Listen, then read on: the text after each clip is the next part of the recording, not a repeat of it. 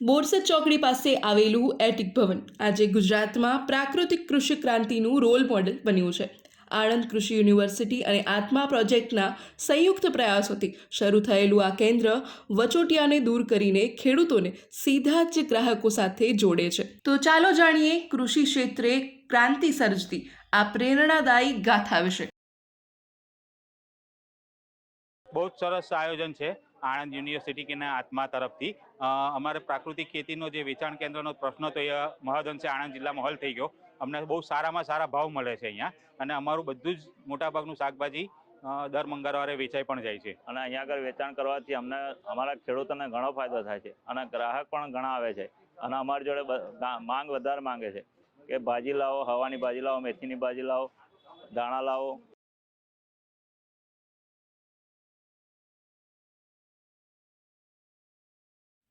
એટિક ભવન ખાતે દર મંગળવારે બપોરે 3 થી 6 વાગ્યા દરમિયાન ભરાતું આ વિશેષ બજાર નગરજનો માટે આકર્ષણનું કેન્દ્ર બન્યું છે. અહીં ઊભા કરાયેલા 29 જેટલા સ્ટોલ પર જિલ્લાના આશરે 10,588 જેટલા પ્રગતિશીલ ખેડૂતો વચેટિયા મુક્ત વેચાણ કરે છે. આ પ્રકારની સુંદર વ્યવસ્થાના કારણે સ્થાનિક ધરતીપુત્રોના શાકભાજી યોગ્ય ભાવે હાથોહાથ વેચાઈ જાય છે.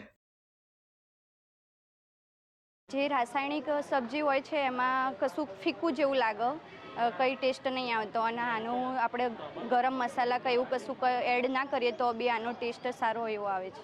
પ્રાકૃતિક સબ્જીનો જ્યારથી ચાલુ થયું છે ત્યારથી લેવા આવું છું. ઘણું સારું સ્વાદ હોય છે, વહેલી પાકી જાય છે. જેટલા પેસ્ટિસાઇડવાળા શાકભાજી છે એને પાકવામાં બી દેર લાગે છે, એનો સ્વાદ બી પ્રમાણમાં નથી, અને આપણા હેલ્થ માટે બી ખૂબ સારું છે. આ કેન્દ્ર પર પરંપરાગત શાકભાજી ઉપરાંત સ્વાસ્થ્યવર્ધક પોઝિટિવ મિલેટ્સ, કૃષ્ણકમોદ ચોખા, ઓર્ગેનિક મસાલા અને સરગવાનું પાવડર વેચતા ખેડૂતો પણ ખૂબ જ સંતુષ્ટ છે. બીજી તરફ અહીં નિયમિત ખરીદી માટે આવતા જાગૃત ગ્રાહકો માટે આ પ્રાકૃતિક શાકભાજીનો અસલી સ્વાદ અને ગુણવત્તા અદ્ભુત સાબિત થયા છે.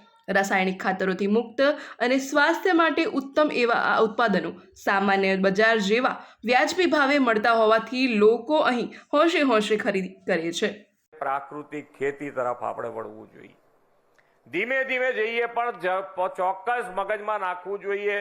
જ્યાં પ્રાકૃતિક ખેતી થઈ રહી છે ત્યાં જોવા જવું જોઈએ.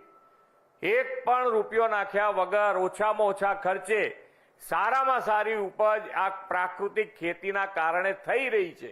વડાપ્રધાનશ્રીએ જે મુહિમ ઉપાડી છે એ મુહિમના અત્યારે આપણા રાજ્યપાલ પણ ખૂબ સારી રીતે આ મુહિમનો આખા ગુજરાતમાં વ્યાપ કરી રહ્યા છે. આ અનોખી પહેલ આજે ગુજરાતના કૃષિ ક્ષેત્રમાં એક નવી આશાનો સંચાર કરી રહી છે, જ્યાં ધરતી માતાનું પોષણ અને માનવ સ્વાસ્થ્ય બંને સુરક્ષિત બની રહ્યા છે. ડિજિટલ ખેડૂત માહિતી, માર્ગદર્શન, સફળતા.